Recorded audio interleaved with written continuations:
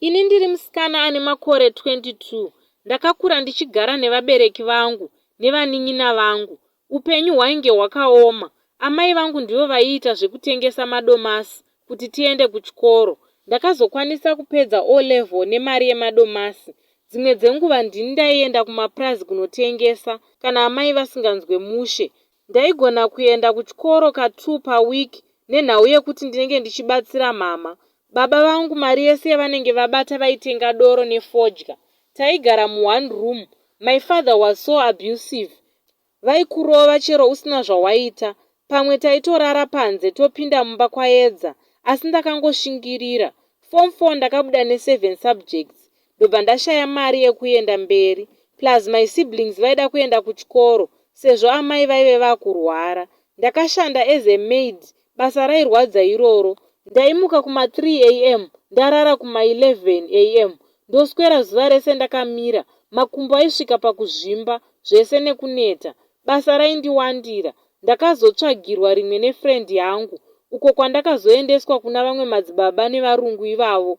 Ndo pandakarepwa kwemwedzi inokwana kuita 3 ndakavharirwa.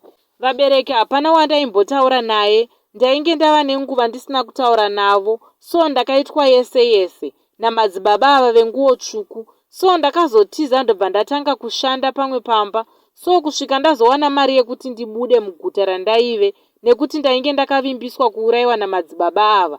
Dambudziko ravepo, ndine Mazipundu Kuzasi uku nemukati. Ndikaita weti ndinonzwa kunge ndapiswa nechemukati umu. Nau zvatoo nenguva zvaitika, asi ndiri kurwadziwa kusika rudzi kwangu.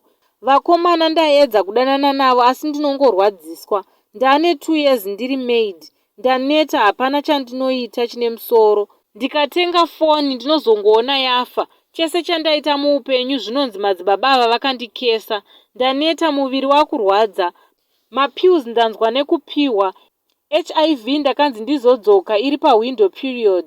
Nao masiblings angu akamirirawo ini. Amai vari kurwara. Ndini ndiri kutenga mapills nefood yavo. Baba vangu vakabatwawo TB neBP. Ndinotumira zvakare, asi vari kwakasiyana. Mari yacho haichambokwani. Ndinoshaya kana mapads o lotion yekuzora chaiyo. Asi ndichishanda. Ndinokumbirawo rubatsiro vanhu vashe.